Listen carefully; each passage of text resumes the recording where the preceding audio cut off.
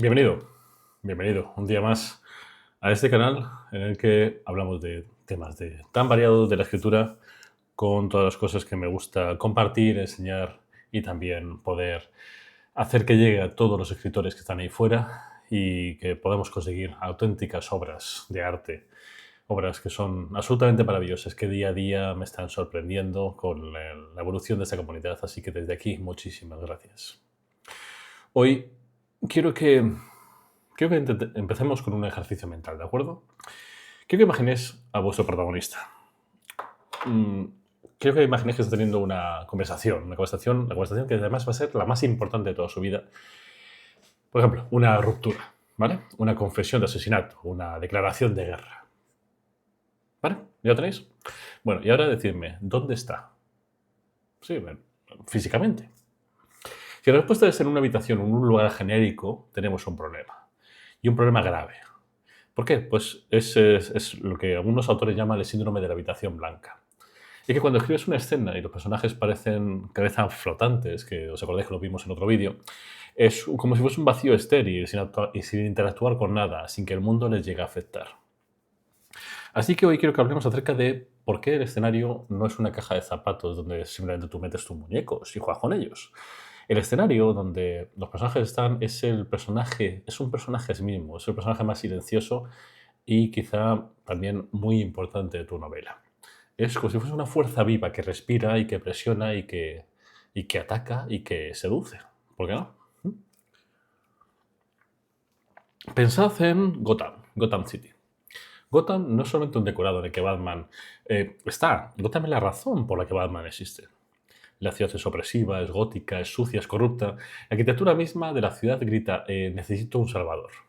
Si pones a Batman, yo qué sé, en la playa de Malibú, pues el personaje deja de tener mucho sentido, ¿no? Aparte de que pasaría un calor de narices. El escenario, por lo tanto, crea la historia. Pensad el Hotel Overlook de Resplandor. No es una casa grande, es una entidad malévola. Los pasillos, el aislamiento, el frío, el hotel es el verdadero villano. Jack Torrance es el arma que el hotel utiliza. Y si no habéis visto esa película... En esta masterclass, que quiero que sea bastante detallada, quiero que aprendamos a construir mundos que tengan esa clase de poder. No importa si escribes fantasía épica, un drama contemporáneo, en un departamento de Madrid, me da igual. Lo que importa es que el escenario debe tener alma. Así que quiero que desglosemos varios puntos. Quiero que hablemos, por un lado, de la atmósfera y el mood, que se llama, ¿de acuerdo? Y cómo podemos intentar hackear los sentidos del lector. Por otro lado, quiero que hablemos de la psicología del entorno, es decir, cómo el lugar cambia para lo que los personajes dicen y hacen. Luego quiero que hablemos del escenario como antagonista, cuando el mundo quiere matar a tu protagonista. Por otro lado, quiero que hablemos ¿cómo le llamaríamos? De la falacia patética y del contraste. Es decir, cómo hacer vinculaciones emocionales. Y por último lugar, quiero que hablemos del genio Rochi. Cómo intentar darle una personalidad única a tu mundo. Así que si estás cansado de que que lo tiro todo. Si estás cansado de que tus lectores digan que no logran meterse en tu historia, este vídeo es tu solución. Porque la inmersión no la dan los datos, la da la atmósfera. Así que vamos a ello, ¿vale? Empecemos por el principio, ¿de acuerdo? ¿Qué es? ¿Qué es eso de la atmósfera?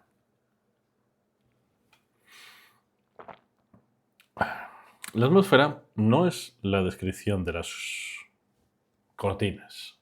Mira, aquí porque tengo una cortina. La atmósfera es la emoción que ese lugar evoca antes de que nadie diga una sola palabra. Es la presión barométrica que hay en la escena. Imagínate que entras en una catedral antigua, ¿vale? Inmediatamente bajas la voz, te sientes pequeño. Sientes el peso de los siglos, hueles el incienso, hueles a la piedra fría. Tienes la atmósfera. Es un lugar que te está dictando cómo te tienes que comportar, ¿verdad? Ahora imagínate que entras a una discoteca a las 3 de la mañana. El bajo te está golpeando el pecho, pam, pam, pam, y el aire es caliente y huele sudor y alcohol. Tienes que gritar para ser oído. Te sientes eufórico, te sientes incluso agobiado a veces, ¿no? Así que, como escritor, tu trabajo no es decirme estaba en una catedral. Tu Tu trabajo es hacerme sentir el frío de la piedra en las rodillas. Tu trabajo es transferir esa presión sensorial del mundo real a la mente del lector. Y para eso tenemos que dejar de utilizar los ojos y utilizar el cuerpo entero. Así que, para, para empezar, quiero que, como te digo, que veamos cómo construir esa atmósfera utilizando los sentidos invisibles. Vamos a ver por qué el olor y el sonido son mucho más potentes que la vista, para crear el miedo, la nostalgia y, ¿por qué no?, también el deseo. ¿Mm? Pues bien, vamos allá.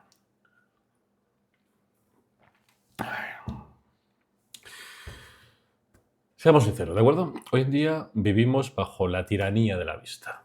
Somos criaturas visuales, sí, pero la vista es un sentido distante, algo que es intelectual. Yo puedo ver un fuego desde lejos y no sentir nada, pero si huelo el humo, mi cerebro absolutamente reptiliano está gritando peligro. Si siento el calor en la piel, mi cuerpo reacciona, ¿verdad? Entonces, para convertir el escenario de un personaje tienes que usar los sentidos invisibles, que es el oído, el olfato y el tacto. Son esos canales directos a la emoción y a la memoria del lector. Veámoslos por partes, ¿de acuerdo? Por un lado, el sonido, o lo que también se podría llamar como si fuese el ritmo de la escena. El sonido no es el ruido de fondo, es la banda sonora de tu novela. Es lo que controla la tensión. Piensa en una película de terror, ¿vale? Que a mí, personalmente, me chiflan. ¿Qué pasa justo antes del susto? Silencio. Un silencio que es antinatural, que es pesado, donde solamente se está oyendo la respiración del protagonista. Si escribes una escena de miedo y no describes el silencio, o el goteo rítmico de un grifo, el crujido de la madera asentándose, lo que sea, estás perdiendo gran parte del miedo. Pero también funciona al revés. El ruido crea caos y estrés. Imagina una discusión de pareja en una cocina, ¿de acuerdo? Ahora imagina esa misma discusión en una estación de metro en hora punta, con los trenes chirriando, los altavoces anunciando retrasos, la gente que está empujando, quite señora, que bajo la próxima. El escenario está gritando con ellos. El ruido obliga a los personajes a alzar la voz, a ser más agresivos, a no escucharse. El ruido moldea el diálogo. Oído. Ahora, olfato. El olfato es posiblemente el único sentido que conecta directamente con el sistema límbico, que es ese cerebro emocional que tenemos los seres humanos. Un olor puede traerte un recuerdo de hace 20 años en un milisegundo. Es así, es ciencia. Aquí hay un maestro, que es Stephen King. Stephen King nunca describe un monstruo solamente visualmente, si te das cuenta, te dice que huele. Dice, huele a alcantarilla, a palomitas rancias, a cobre, sangre. Y eso te da asco, te da una reacción visceral cuando lo estás leyendo. Así que, él, ¿qué hace? Pues utiliza el olfato para definir la decadencia o el confort. Por ejemplo, una casa acogedora no se define por muebles bonitos, se define por el olor a pan tostado y a café. Una prisión no se define solamente por los barrotes, se define por el olor a lejía barata, sudor rancio y comida hervida. Así que, si quieres que el lector esté físicamente ahí, dale un olor. Y en tercer lugar está el tacto. Y podemos aquí encapsular también la temperatura, que no es un sentido, pero para que se entienda, ¿de acuerdo? Este quizás sea mi favorito, porque casi nadie lo utiliza. Y es una lástima, porque es muy potente. Tienes que hacer que tu personaje sienta en el clima.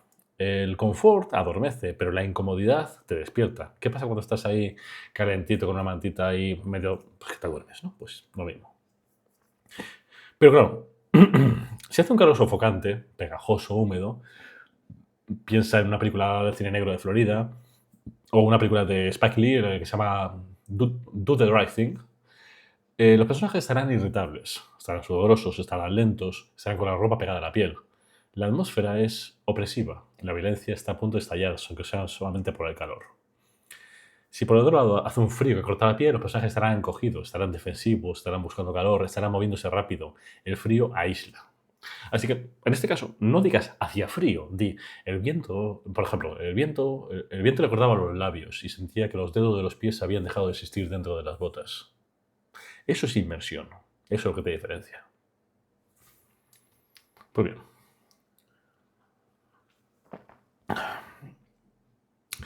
No hace falta, sin embargo, que escribas un párrafo entero sobre los 5 sentidos cada vez que cambies de escena, ya que eso sería aburrido. Solo necesitas una cosa que me gusta llamar un ancla sensorial, que es un detalle que sea muy potente que fije la escena donde están tus personajes. Por ejemplo, tu protagonista entra en una sala de espera del hospital, ¿vale? Mira la diferencia, ¿de acuerdo? Primero, sin ningún tipo de ancla sensorial. Podemos decir, como la sala era blanca y había sillas de plástico y gente esperando. Totalmente plano, ¿no? Ahora, pongámosle un ancla emocional, un ancla sensorial, perdón. Dices, el aire estaba tan frío que le dolía respirar. Y por encima del zumbido del aire acondicionado solo se oía el sonido rítmico de una máquina expendedora tragándose monedas. Haces frío, sonido mecánico, que implica soledad y una frialdad casi institucional, ¿no? Con dos detalles creas un mundo absolutamente entero y lo diferencias totalmente de algo totalmente plano. Pues bien, ahora que sabemos cómo hacer que el escenario sea real y tangible, ¿cómo hacemos que interactúe ese escenario con las emociones de los personajes? Y es aquí donde entramos en la psicología profunda. A veces el escenario refleja lo que siente el personaje. ¿Qué decirte? Llueve cuando está triste. Pero las mejores historias a menudo hacen lo contrario, utilizan el escenario para burlarse del personaje. Ahora me explico en breve. Es algo que me refiero con esa falacia patética que decía al principio y, más aún, una cosa que se llama el contraste dramático. ¿Cómo puedes utilizar un día de sol radiante para hacer que una escena de muerte sea 1000 veces más dolorosa? ¿Sí? Todo es psicología, ¿no? Pues bien, entendamos lo siguiente, ¿de acuerdo? Existe una relación directa y secreta entre el paisaje y el alma del protagonista. Y como escritores tenemos dos formas de manejar esa relación. Como decía, la sincronía y el contraste.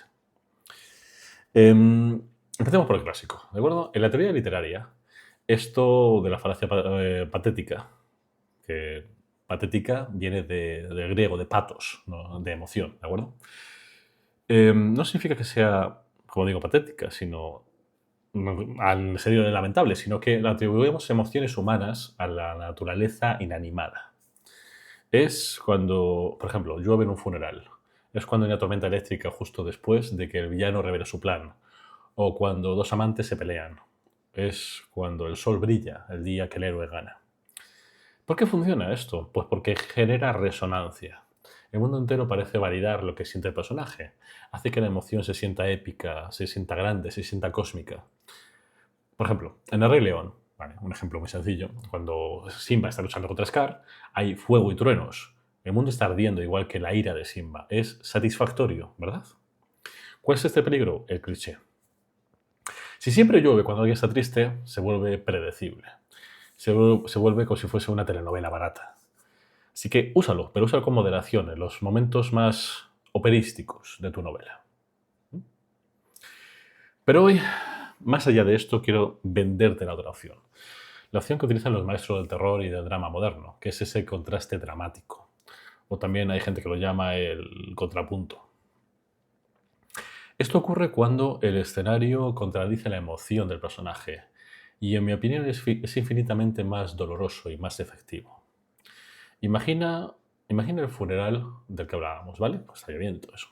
Pero en lugar de lluvia gris, imagina un día de primavera, que es insultantemente hermoso. Los pájaros cantan, el cielo es de un azul perfecto, las flores están brotando y en medio de esta explosión de vida, tu protagonista está enterrando a su hijo. ¿Por qué eso duele más? Porque aísla al personaje, ni más ni menos. La lluvia le dice, el mundo está llorando contigo. El sol le dice, al mundo le importa una mierda tu dolor. Y también está diciendo que, oye, que la vida está siguiendo sin ti y sin tu hijo. Esa indiferencia del universo es totalmente devastadora para tu personaje y hace que el duelo se sienta más solitario, más injusto y sobre todo más real. Un ejemplo de esto magistral es la película Midsommar de Ari Aster. Es una película de terror que es a plena luz del día. Todo es brillante, hay flores, hay vestidos blancos, hay un sol de medianoche. No hay sombra donde esconderse. Y sin embargo cometen atrocidades. El contraste entre la belleza visual del entorno y el horror de la acción crean una disonancia cognitiva en el espectador que es profundamente perturbadora. No puedes relajarte porque la luz no te protege. Y eso es una obra maestra. ¿Mm?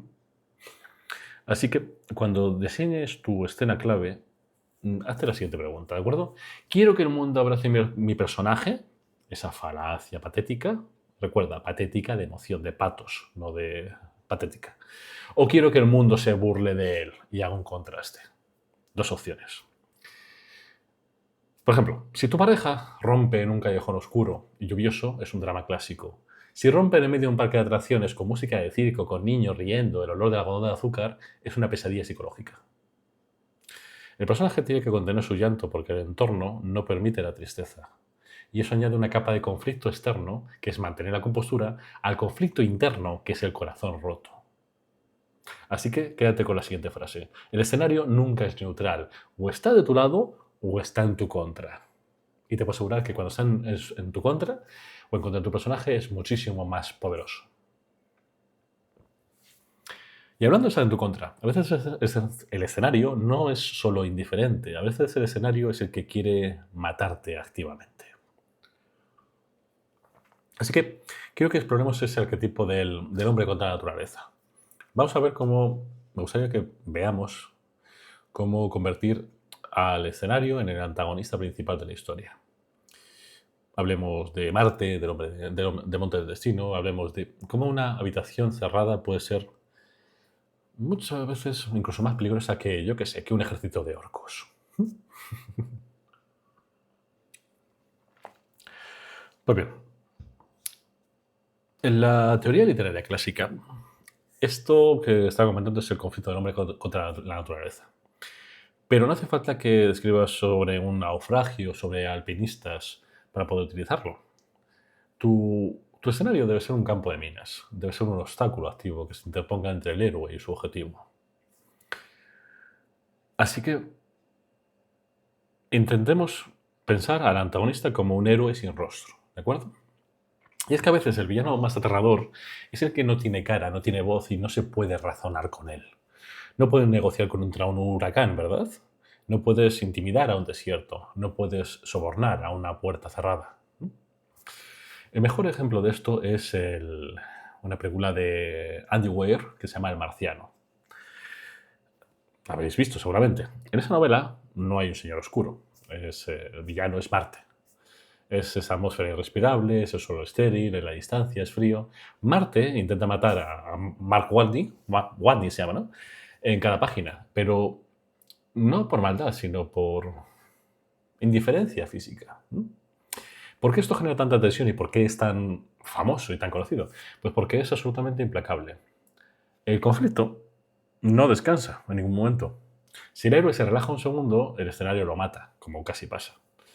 Y esto obliga al personaje a estar en un escenario, en un escenario en un estado de hipercompetencia y con resolución de problemas constantes. Si quieres, por lo tanto, que tu lector no suelte el libro, haz que ese entorno sea letal. Y digas, es que si se relaja. Hay otra forma de hacerlo, que es, imaginémonos que personificamos el mal, ¿vale? Que es lo que decía al principio del vídeo con el Genius Loci.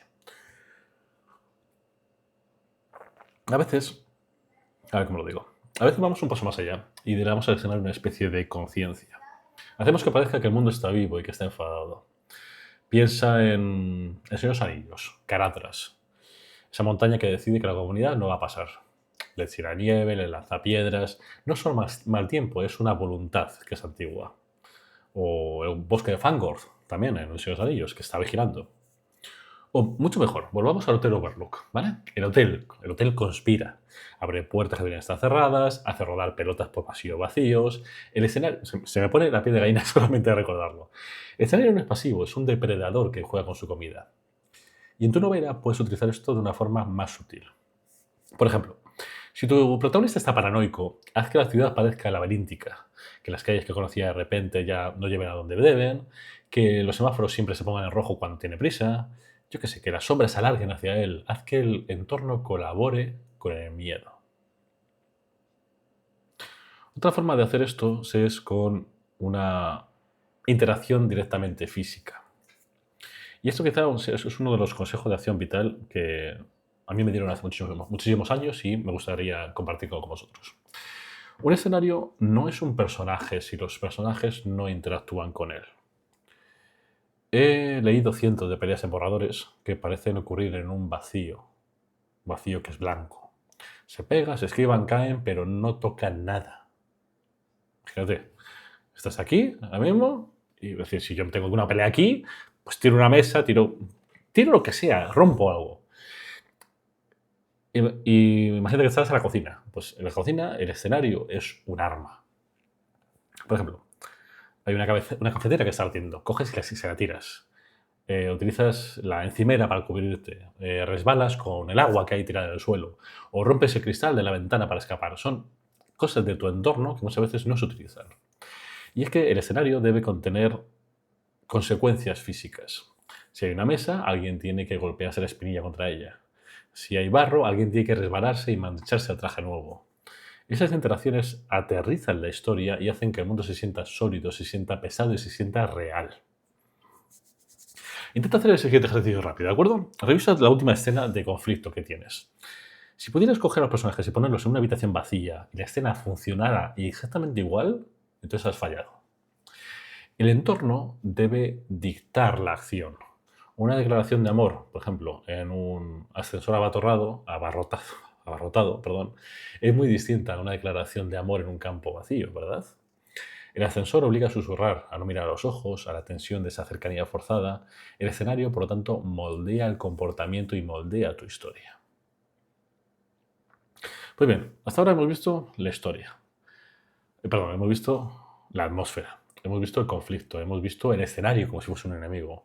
Pero nos falta la pieza final, la que convierte el lugar en un icono. Plantéate lo siguiente, ¿por qué Hogwarts se siente como un hogar? ¿Por qué la Tierra Media tiene tanta historia en cada piedra? ¿Por qué Londres de Sherlock Holmes es distinto del Londres de Dickens? ¿Mm? Así que, para terminar este vídeo, quiero que hablemos del Genius Loci como espíritu del lugar. Quiero que veamos cómo darle una personalidad única a tu escenario para que sea inolvidable. Y sobre todo para que evoque una emoción que perdure cuando se cierra el libro. ¿Vale? Vamos allá.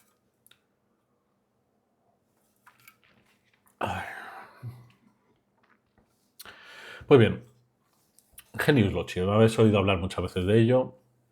Permíteme que lo explique. Genius Loci es un término en latín que significa el espíritu del lugar. En la mitología romana, cada lugar tenía un espíritu protector.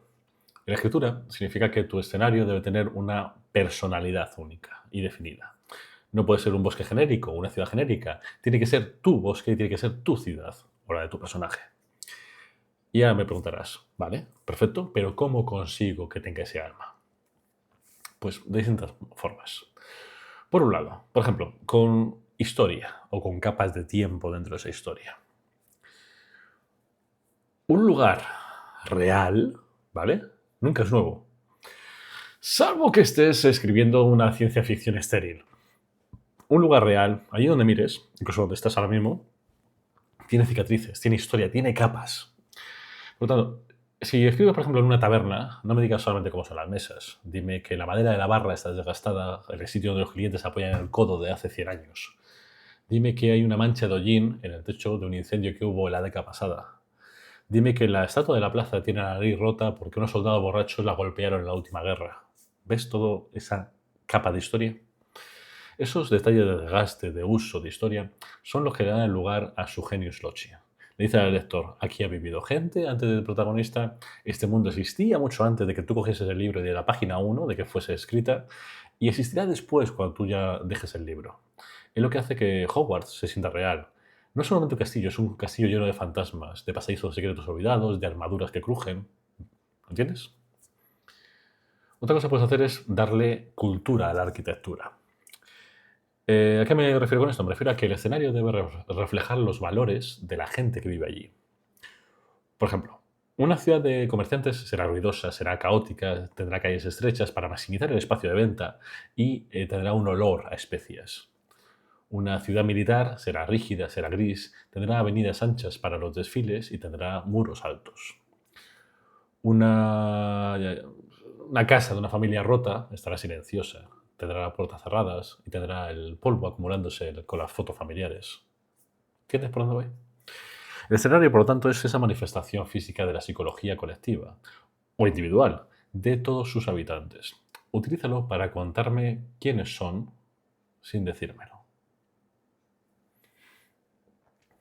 Otra cosa que se puede hacer es darle nombres a las cosas. Me explico. Nunca subestimes el poder de un nombre. El bosque oscuro es un cliché, pero ¿y si lo llamas el bosque de los susurros o la arboleda de los ahorcados? De repente el nombre te cuenta una historia, te da una atmósfera, bautizas esos lugares con una intención y haces que el nombre tenga sabor. ¿Mm? Por tanto, si dominas estas 5 capas, la atmósfera sensorial, la psicología del conflicto, el conflicto ambiental, perdón, la psicología del entorno, el conflicto ambiental, el contraste dramático y tu genius loci, tu novela nunca ocurrirá en un vacío. Tu lector dejará de ver palabras en una página y empezará a caminar por tus calles. Sentirá ese frío, olerá el peligro. Y cuando termine el libro sentirá que hay una extraña nostalgia que sentimos cuando volvemos a un viaje en un lugar que nos ha marcado. Y eso es real. Así que mi invitación final para todos vosotros hoy es esta. Revisad vuestra escena favorita, la más favorita que tenéis ahí casi en un pedestal, y hacedle esa prueba del algodón. ¿Esto podría ocurrir en la misma conversación en cualquier otro sitio? Si la respuesta es sí, tienes trabajo pendiente. Así que haced que el lugar importe, haced que el lugar cambie la conversación, haced que el escenario sea ese tercer personaje de la habitación. Así que, como siempre, contadme en los comentarios cuál es ese escenario ficticio que os gustaría vivir. La comarca, Rivendell, o quizás algo más peligroso como Night City. Quiero saber esos mundos que os han atrapado. Os leo como siempre. Si esta masterclass sobre ambientación os ha ayudado para ver vuestro mundo con otros ojos, dale como siempre un like gigante, suscribiros al canal para que no perdáis la próxima inmersión en el arte de escribir y compartirlo con vuestros compañeros de letras. Estoy seguro que les ayudará. Soy Alejandro González, esto es Escritura sin Piedad y recordad, el mundo no es un fondo de pantalla, el mundo es la historia de vuestro personaje, la historia de vuestros libros. Id a por ello y nunca, nunca, nunca dejéis de escribir.